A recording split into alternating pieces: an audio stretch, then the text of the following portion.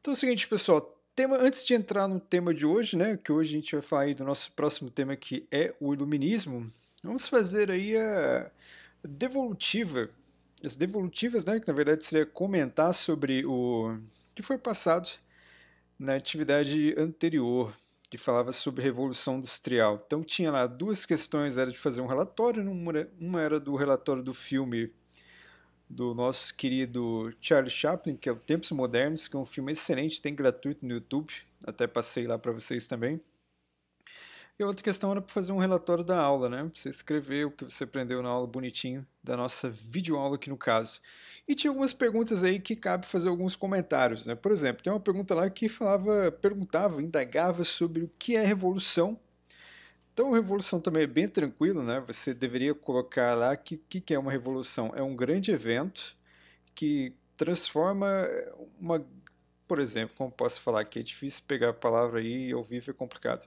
Revolução é um evento que causa grandes transformações sociais, econômicas, políticas, né? Isso que diferencia a revolução de uma revolta, né? Uma revolta pode ser um levante, pode ser um movimento, mas uma revolta ela pode não necessariamente romper com os paradigmas da sociedade, né? Uma revolução ela já traz mudanças, como por exemplo, a gente viu que na Revolução Industrial mudou-se primeiro a mentalidade do ser humano, né? Que ele passou a ser um ser consumista, ele passou a ligar principalmente conceitos como felicidade e consumo, e também aí o outro exemplo, e outra coisa, você teve uma mudança também nos meios de produção, né? As manufaturas passaram de se utilizar de máquinas, o mundo exigiu uma globalização maior, né? Porque a indústria é isso, ela quer vender para todos os lugares do mundo ao mesmo tempo aí ganhando muito dinheiro. Então você consegue identificar o mundo antes e depois da Revolução Industrial, assim como a Revolução Francesa que a gente vai ver mais à frente também. Então uma revolução ela causa um impacto espetacular. A outra questão era qual classe social se caracteriza pelo domínio dos meios de produção. Então a gente viu lá que com a ascensão da Revolução Industrial, a gente teve duas classes sociais bem importantes aí, que na verdade já existiam, né? Elas acabaram ganhando outras denominações. Mas, por exemplo, o burguês ele já existia desde lá do Renascimento Comercial, lá no final da Idade Média. Só que ele vai passar agora, antes ele trabalhava com comércio, agora ele vai passar a ser o dono do meio de produção. Assim como vai surgir o proletariado também, que é o trabalhador que é aquele que não tem o capital, ele não tem o dinheiro para comprar, para investir uma indústria, então ele é obrigado a ganhar dinheiro do jeito que ele pode fazer, que é vender o seu tempo, a sua força de trabalho, né? Ele deixa algumas horas do dia dele para se dedicar para uma empresa, para gerar lucro para uma empresa, e em troca disso ele recebe um salário. E com esse salário, provavelmente ele vai comprar os produtos que foram feitos na mesma empresa que ele trabalhou. Então, por isso que a gente fala que o capitalismo ele é um ciclo de exploração, né? Mas vamos lá. Classe social que se caracteriza pelo domínio dos meios de produção, a burguesia. Os grandes burgueses são aqueles que são os donos, né, dos meios de produção. Eu coloquei lá até como exemplo lá o caso do Silvio Santos, né, que ele pode ser considerado um burguês porque ele é o dono de um canal de televisão, diferente das pessoas que trabalham para ele, que são meros trabalhadores. Perfeito? Cite características do proletariado. Isso também não chega a ser uma questão, né? Mas é uma atividade, até porque não é uma pergunta, mas era para você falar inspirado na sua aula expositiva, sua aula maravilhosa, muito bem explicado, que ficou no YouTube para você ver várias e várias vezes. Então, por isso eu acredito que você não respondeu correndo, que você respondeu com toda a calma do mundo, deu o coração em paz, tomando uma aguinha, uma coca. Mas mesmo assim tem uma galera aí que correu e acabou fazendo errado. Então, características do proletariado. O proletariado que a gente acabou de falar agora, né? Então é o quê? Ele não possui o capital, não possui os meios de produção, então ele é obrigado a vender a sua força de trabalho. O seu trabalho, um dia você vai trabalhar numa empresa ou qualquer outra coisa que você vai fazer, você vai precisar ganhar dinheiro, para isso você vai precisar trabalhar. Então você vai vender um tempo da sua vida em troca de um salário. Que bonito, né? E a outra também que era bem fácil, era de alternativa, se não estiver enganado, é qual o país que foi o pioneiro da Revolução Industrial. Estava bem tranquilo, era só colocar que era a Inglaterra.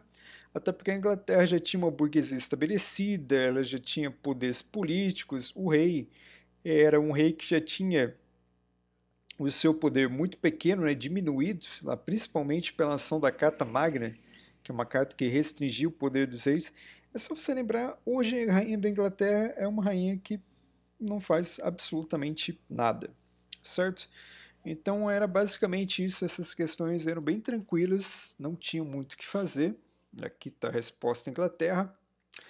E perfeito! Agora, antes de entrar no tema do iluminismo aqui, deixa eu só fechar aqui o WhatsApp, porque senão eu já detectei que vai vir um barulhinho chato aqui. Pronto, agora sim a gente pode começar o nosso tema aí, o iluminismo, que a gente vai ver que o iluminismo vai proporcionar uma das revoluções mais espetaculares da face da Terra, que é a Revolução Francesa. Então a gente está aquecendo o campo para estudar a Revolução Francesa. Por que ela é importante? Porque assim como a Revolução Industrial, a Revolução Francesa vai moldar o nosso século de hoje. Olha que fantástico. Olha que lindo. Então aqui temos aí uma reunião aí de filósofos iluministas, todos maravilhosos, com as suas peruquitas aqui, suas vestimentas típicas do século XVIII, que é o século onde vai ocorrer. Vai começar no século XVII, na verdade, mas vai ganhar corpo no século XVIII. Então vamos lá. Um movimento intelectual que surgiu na Europa durante o século XVII. Né? É um movimento característico aí porque utiliza a razão, ou seja, o conhecimento, a ciência, que eles chamam também de luz, em oposição ao antigo regime que é chamado de trevas. A palavra iluminismo ela vem de luz. E a luz é uma metáfora. Por exemplo, eles até usavam essa metáfora, que é a metáfora do quarto escuro. Por exemplo, um mundo sem razão, sem ciência, é um quarto escuro. Um mundo com a ciência é o quê? É um quarto iluminado. Então, a ciência, a razão que traz essa luz. E, pô, acender uma luz num quarto escuro faz toda a diferença, né? Você tem a capacidade de enxergar, de entender melhor. Então, os iluministas, como vão ser chamados, esses filósofos aí, eles vão acreditar o século XVIII, principalmente como século das luzes, em oposição à Idade Média, como, por exemplo, que eles denominavam como Idade das Trevas. Lembra que trevas é a oposição da luz, né? Trevas é escuridão, é capeta, é tudo que é negativo aí, certo? E nesse período aí que você vai ter aí as pessoas falando pela primeira vez em questões de liberdade individual e política, que também vai ser conhecido como liberalismo, né? Hoje em dia no Brasil, em 2020, muitas pessoas falam de liberalismo, mas as pessoas não entendem muito bem o que é o liberalismo. Então, para entender o que é um sujeito liberal hoje, em 2020, 18 de maio, a gente vai precisar buscar lá atrás no século XVIII, nas raízes do iluminismo. Certo? Então, o iluminismo ele promoveu aí várias políticas sociais e econômicas baseadas na ideia de liberdade, igualdade e fraternidade, coisas que não existiam até então. Né? A liberdade ela é um conceito que ela foi criado e foi... Na verdade, é difícil falar o que é liberdade, né? Por exemplo, liberdade hoje você pode falar que é se expressar, é você ir e vir. Mas o que é uma liberdade na Idade Média, onde o camponês ele era preso à terra, ele não ia para lugar nenhum? Então, a liberdade é um conceito que é um pouco complicado de explicar. A gente até entende o que é ser livre, mas a gente tem dificuldade de explicar, definir o que é ser livre. Ah, pô, hoje você pode falar que você é livre. Ok, mas a sua liberdade ela é condicionada pelo dinheiro. Você pode ser livre, mas se você não tiver dinheiro, você não vai para lugar nenhum. Então, logo, até onde vai a sua liberdade, né? Então, são conceitos bem interessantes, filosóficos, né?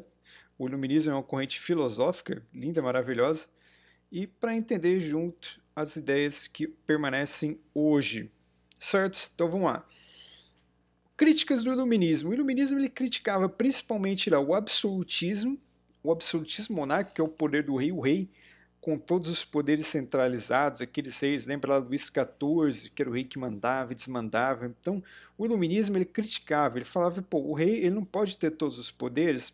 Por quê? Porque pode acontecer do rei ser um cara bom, pode acontecer do rei ser um cara bom, de querer o bem ali para a comunidade, né, para o seu reino. Só que a gente tem que entender que estamos falando de seres humanos, né? Então, pode ser que seja bom, mas pode ser que seja um canalha. E se esse cara for um canalha e tiver todos os poderes nas mãos dele, como que a gente freia esse cara? Então os iluministas eles vão criar essa ideia também, eles vão começar a questionar essa ideia de que se os reis eram realmente seres bondosos enviados por Deus. E o iluminista também ele vai criticar o poder da Igreja Católica, lembrando que é um poder que é um período que a Igreja Católica queimava pessoas, a Inquisição estava rolando solta. Então o iluminista ele não vai necessariamente ser contra a Igreja Católica, eles não vão ser ateus, mas eles vão procurar aí questionar, né? Eles vão procurar aí exigir que a igreja não interferisse tanto na política. Então, até certo ponto, aí, alguns foram perseguidos também, certo? E os elementos que eles vão defender é a liberdade econômica, ou seja, o Estado não interferir na economia, a economia vai ficar na mão lá dos grandes burgueses e eles vão fazer a economia circular por si só, que é a famosa mão invisível do mercado, né? Então, essa ideia de liberal que hoje a pessoa que se intitula liberal ela fala isso, né? Ela não quer o Estado interferindo na economia. Tudo bem que quando entra uma crise, todo mundo corre para o Estado, né? Aí a gente rola aí uma certa dualidade. Antropocentrismo é outra característica muito importante também do iluminismo, que é o quê? Que é o avanço da ciência e da razão. E para finalizar aí, o predomínio da burguesia e seus ideais. Então, a nobreza ela vai ficar escanteada e a burguesia ela vai ganhar cada vez mais espaço nas sociedades europeias. Olha que lindo. Agora vamos começar aí pelos pensadores iluministas, esses seres humanos maravilhosos que vão nos agraciar aí com a sua ilustração, as suas ideias. Primeiro deles, John Locke. Esse moço bonito aí, o John Locke. Todo pensador tem uma cara de estar um pouco acabado. Então ele era um filósofo, um pensador do século XVII, considerado aí o pai do iluminismo. Ele foi o primeiro, né, a começar a fazer essas críticas aí. Ele criticou o absolutismo, no caso dele, principalmente em Inglaterra, né, que era a realidade dele, defendeu o uso da razão e criou também aí uma coisa que é maravilhosa, que ele falava a teoria dos direitos divinos. O que significa a teoria dos direitos divinos? Isso é uma coisa que foi inventada no século XVII, ganhou espaço no século XVIII. Até então isso não existia. O que o John Locke falou? Ele falou que o ser humano tem 3 direitos que são divinos, ó, religião aí, ó, 3 direitos que são divinos, que nos foram entregues por Deus. E inalienáveis. Inalienáveis é intransferível.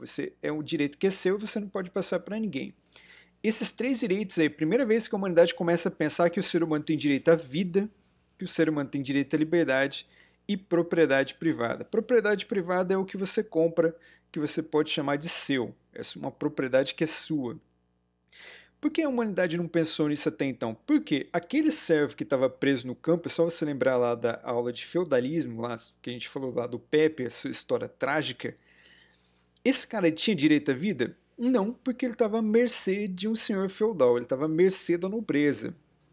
Esse cara tinha liberdade? Não, porque ele estava preso à terra. Ele tinha propriedade privada? Ele trabalhava na terra, a terra era dele? Não, a terra pertencia ao senhor feudal. Ou seja, esses 3 direitos que hoje você pode até achar que é bobo, né? Pô, mas todo mundo sabe isso. Todo mundo sabe isso hoje, depois que foi inventado. Na Idade Média, na Antiguidade, na Pré-História, essas coisas elas não existiam. Então o ser humano ele só pensou no direito à vida quando alguém chegou e falou: você tem direito à vida. Um rei não pode atentar contra a sua vida. Isso era muito comum. Os reis absolutistas, eles perseguiam opositores, colocavam lá nas famosas masmorras e prendia a galera, torturava e matava. A partir do momento que você garante que uma pessoa tem direito à vida, logo a tortura ela passa a ser algo errado. Você está tentando contra um direito que é divino ainda, que é a vida. Entendeu? Então, ele prender uma pessoa sem justificativa, pô, você está tentando contra a liberdade dela. E a propriedade privada? Pô, você comprou, é seu, ninguém pode tirar isso de você. Isso caracteriza roubo, que também é algo que é considerado crime até os dias de hoje. Essas coisas que foram inventadas lá no século XVIII, elas foram se arrastando até 2020, que são coisas que fazem parte da nossa realidade hoje. Hoje você já nasceu numa sociedade em que essas coisas são comuns, mas elas precisaram ser criadas, certo? Propriedade privada é uma característica burguesa, até porque a burguesia estava sentada em cima do dinheiro, ela precisava e ela não tinha acesso à terra, porque acesso à terra era algo de nobre.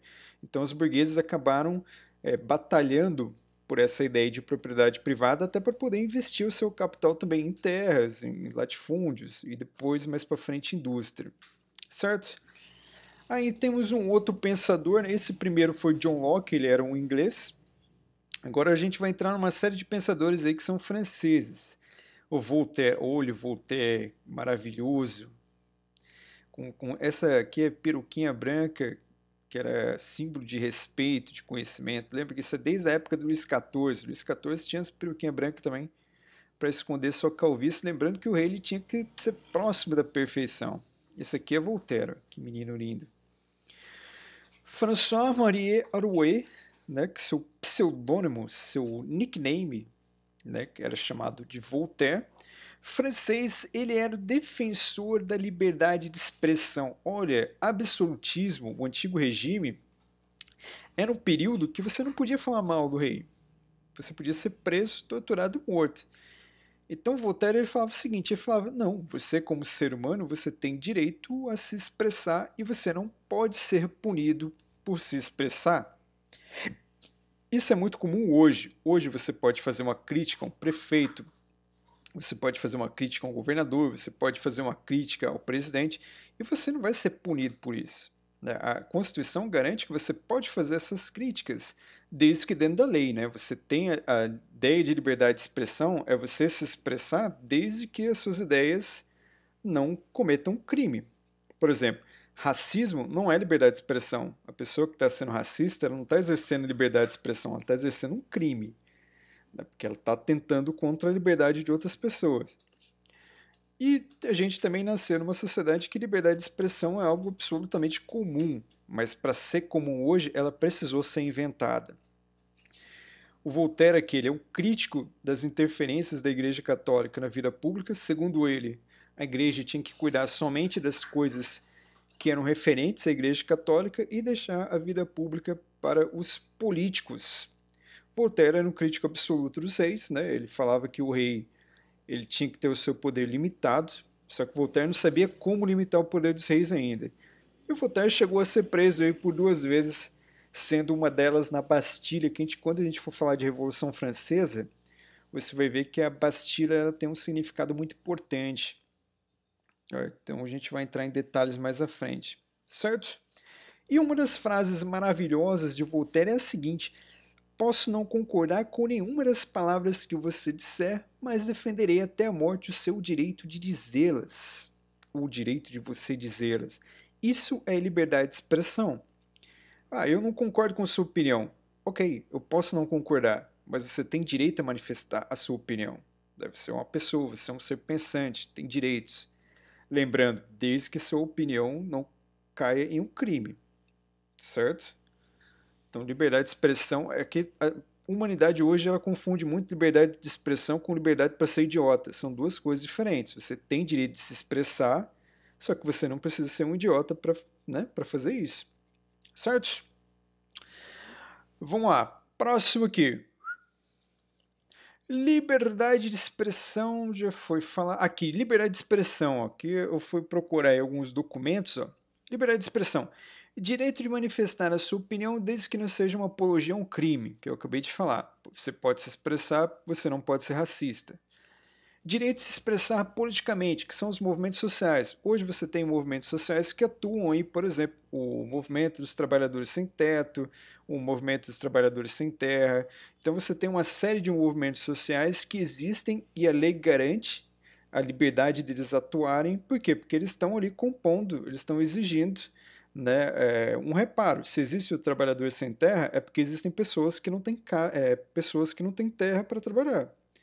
Então, os movimentos sociais, eles atuam onde é uma demanda. Se existe um movimento de trabalhadores sem teto, é porque existem pessoas que não têm casa para morar hoje, em 2020, o que é um absurdo. Então, os movimentos sociais, eles estão dentro também da liberdade de expressão. Aqui, ó, liberdade religiosa. Você pode ter a religião que você quiser, não importa, você não pode ser discriminado por isso, certo? E, porém, você também não pode discriminar ninguém. Tudo bem que no Brasil aqui, uma coisa que é muito errada é que a gente sabe que tem religiões que são mais aceitas do que outras. Então, um católico, um evangélico, ele nunca vai sofrer um preconceito no mesmo nível do que sofre uma pessoa que frequenta o candomblé, uma pessoa que se declara espírita. Então, a liberdade religiosa no Brasil, ela existe, porém a gente sabe que tem religiões que são mais bem aceitas do que outras. Isso é errado. Então, a gente não tem que acabar com a liberdade religiosa, a gente tem que trabalhar ela melhor. A gente tem que quebrar os preconceitos. Por que a liberdade religiosa é importante? Porque antigamente você tinha que ter a religião, você era obrigado a ter a religião do seu rei. Então, se o rei era protestante, você era obrigado a ser protestante. Se o rei era católico, você era obrigado a ser católico também. Então, a liberdade religiosa, ela garante que você possa adotar a religião que você bem entender. O Estado, ele é laico nesse sentido. Ele não tem uma religião para permitir que todas as religiões tenham a sua liberdade religiosa. Até porque se você fosse adotar uma religião de um político hoje em dia, seria mais uma religião ligada ao capeta, né, do que a Deus, necessariamente. Certo? E a Declaração Universal dos Direitos Humanos contempla o direito à liberdade de expressão, considerando que a mesma seja peça fundamental da democracia. A gente vai ver mais à frente o que é a Declaração Universal dos Direitos Humanos. Que lindo! Montesquieu, olha, o nome francês é fantástico, né? Então aqui, ó, Barão de Montesquieu, uma foto de perfil do Facebook dele. Quem era o Barão de Montesquieu? Charles-Louis Secondar, que bonito, filósofo político francês do século XVIII, crítico da monarquia absolutista, né? A monarquia em que o rei tinha todos os poderes, e ele era crítico também da Igreja Católica. A obra mais importante de Montesquieu se chama O Espírito das Leis, em que ele prega a separação dos poderes. Como assim separação dos poderes? A separação dos poderes, conhecida também de uma maneira mais bonita como a divisão tripartite do poder. Olha que fantástico. Ela fala o quê? Ela fala que o poder tem que ser descentralizado e um poder tem que segurar o outro. Por exemplo, poder executivo, legislativo e judiciário. Executivo seria o presidente, legislativo seria o Congresso Nacional hoje, e o judiciário seria STF, porcamente comparando, né? Um poder freia o outro. Então, isso existe para evitar abuso de poder. Por exemplo, para a reforma da Previdência passar, que na verdade ela já passou, ela teve que passar pela votação no Congresso Nacional. Então não é só o presidente quer bater, bate o pé, quer e vai se tornar uma realidade.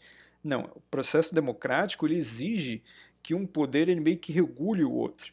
Por isso que você tem um STF para proibir os abusos, o legislativo segura o executivo segura o legislativo também. A gente está testemunhando isso muito no Brasil, e o Brasil é um exemplo para a gente entender melhor, como por exemplo, o candidato eleito em 2018, ele prega o fim do isolamento. Os outros poderes são contra o fim do isolamento, então os outros poderes estão segurando o presidente da República, certo? Se dependesse só do presidente da República, a gente já estaria aí à mercê de pegar vírus aí até morrer, né? Não se sabe quando. Mas, ó, a importância de você separar os poderes bonitinhos, ó, um poder segurando o outro, para você evitar o abuso de poder, certo? Para você minimizar o erro. Por exemplo, em 2016 foi o ano que aconteceu o impeachment da atual presidente, até então, Dilma Rousseff. Ela caiu por quê? Porque ela perdeu o apoio do legislativo, né? O impeachment dela veio do legislativo e o judiciário lavou as mãos. Se ela tivesse o poder absoluto, ela nunca ia aceitar um impeachment. O presidente nunca ia se auto-impeachment. Então, o processo democrático ele exige essa divisão de poderes e os poderes um freia o outro. Ah, mas no Brasil não funciona tão bem.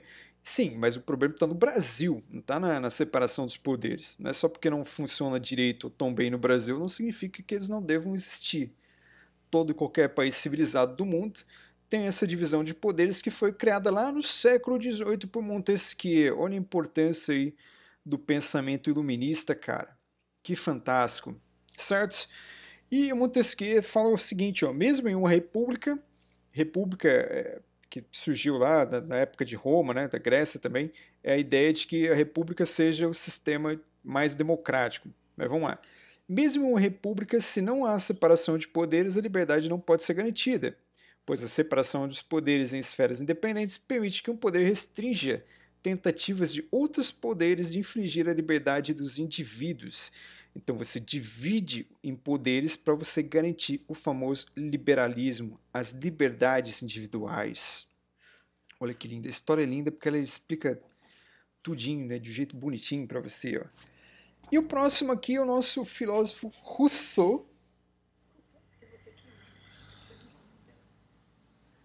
Certo? Aqui o filósofo Rousseau. Vamos lá, que bonitão que ele é aqui, lindo, maravilhoso. Bora lá.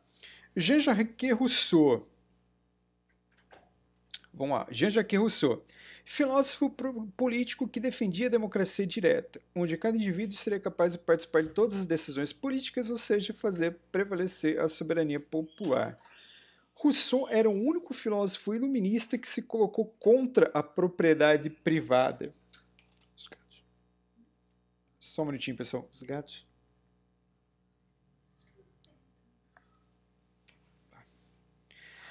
Certo, e segundo ele, a propriedade privada institui a desigualdade entre os homens. Então, a partir do momento que começou a existir a propriedade privada, você vai ter aquela desigualdade social entre aqueles que têm mais terão mais coisas, aqueles que têm menos poder aquisitivo vai ter menos coisas, certo? Então, Rousseau ele vai ser um desses filósofos iluministas que ele não vai ser tão ligado à burguesia assim, ele vai ser uma espécie de esquerda. Os outros filósofos todos defendiam a propriedade privada, eram todos meio que burgueses, né? O Rousseau ele já vai meio que na contramão, porém ele é um filósofo iluminista também. E o Rousseau ele vai criar a teoria do bom selvagem. Aliás, a teoria do bom selvagem é interessante. Aqui, ó, isso eu coloquei aqui na frente. O que fala a teoria do bom selvagem? Ele fala que o ser humano, o Rousseau, ele tinha uma visão bem positiva do que é o ser humano, né? Ao contrário do que a gente viu antes na Idade Média, que era uma visão triste e terrível. Segundo Rousseau, o ser humano nasce bom por natureza. Ele é um cara que acreditava nas pessoas. Ele falava, as pessoas são boas, cara, as pessoas são lindas e maravilhosas. Pô, mas a sociedade está uma porcaria. A sociedade, o nosso modelo, como a gente vive, é o que corrompe o ser humano, transformando ele em um ser que até então era bom, passa a ser um ser corrompido pelo sistema, né? Dá para trazer para os dias de hoje também. Você nasceu numa sociedade em que os valores já estavam estabelecidos. Ninguém perguntou se você queria nascer ou em que lugar você queria nascer. Você nasceu num país em que a sociedade já está estabelecida. Em uma sociedade em que preza o lucro, em que preza a malandragem, que preza uma série de valores negativos, qual que é a tendência que esses seres humanos não sejam bons, no sentido que o Rousseau fala? É altíssima. Então, segundo Rousseau, a teoria do bom selvagem ela é linda porque ela fala o seguinte, fala, o ser humano ele é bom, o que estraga o ser humano é a sociedade. Então, logo, a sociedade que deveria ser mudada, né? E o Rousseau ele não tirou essa teoria dele do nada, ele se baseou dos povos nativos da América, porque aqui a gente não viu ainda, porque as coisas elas acontecem meio que ao mesmo tempo, mas o Rousseau ele se inspirou nos povos nativo-americanos. Ele olhava lá o índio e falou, olha o índio, olha a comunidade que o índio vive, que é autossustentável, não tem problema de droga, desemprego nem nada. Eles vivem bem. A sociedade europeia, isso segundo Rousseau, é uma sociedade aí decadente.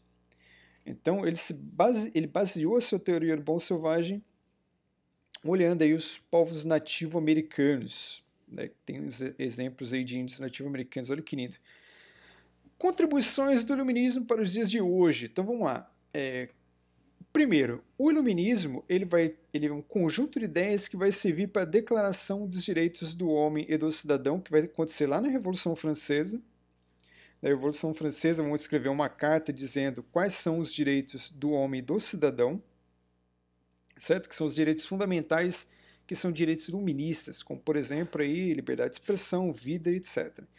A Revolução Americana, que é a independência dos Estados Unidos de 76, vai ter lá Bill of Rights, que seria a Carta dos Direitos, que seria a Constituição Americana, que também carrega essas ideias iluministas.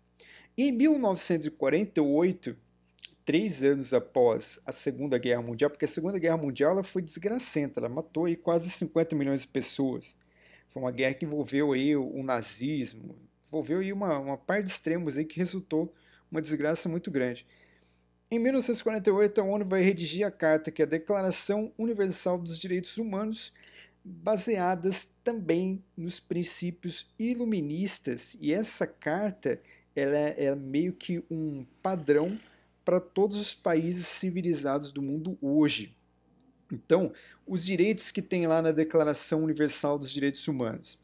Primeiro, carta elaborada em 1948, logo após a Segunda Guerra Mundial, que já foi falado, documento que garante direitos humanos inspirado em princípios iluministas. Direitos humanos são direitos inerentes a todos os seres humanos, independente de cor, raça, nacionalidade, etnia, idioma, religião ou qualquer outra condição. E os direitos humanos incluem direito à vida, liberdade de opinião e de expressão, o direito ao trabalho, o direito à educação, entre tantos outros. Ou seja, essa carta de declaração dos direitos humanos que existe hoje, que impede que nós nos tornamos escravos, essa carta que nos dá um mínimo de civilidade, um mínimo de humanidade, um mínimo de dignidade, para ser mais exato, que existe hoje, ela foi inspirada lá nos ideais iluministas. Tem muita gente hoje, Brasilzão, 2020, que fala, o Brasil está errado porque tem muito direito. Você é louco. O problema não é ter direito, o problema é como você usa esses direitos. E aí a gente vai entrar em outro problema, que é a educação. Que a educação ela não é libertadora como ela deveria ser, certo? O ser humano ele não sai um grande filósofo da escola, muito pelo contrário, ele sai mais conservador do que nunca, certo? Não, mas é direitos humanos para humanos direitos. Não, tá errado. Direitos humanos é direito para todos os humanos, né? O direito, a Declaração Universal dos Direitos Humanos, ela não é seletiva, ela abre para todos. Olha que fantástico. Alguma dúvida até então aqui? Vamos lá? Então, tudo que a gente tem hoje, que a gente se enxerga como ser humano, vem dessa época aí do iluminismo. Dúvidas, críticas, sugestões? Vamos ver aqui se alguém tem algum comentário aqui no nosso famoso chat. Tem aqui, ó, Gigi Yu App. Estou um pouco atrasado porque estava em outra aula. Ok. Lembrando que essa aula ela será disponibilizada depois, que você vai poder acessar ela tranquilamente. Então, quem perdeu a live agora, não tem problema, porque você vai ter acesso a ela depois. Eu fiz mais de 10 linhas e ainda assim marcou errado. Não adianta escrever quantidade de linhas se o texto não contemplar tudo aquilo que foi requerido.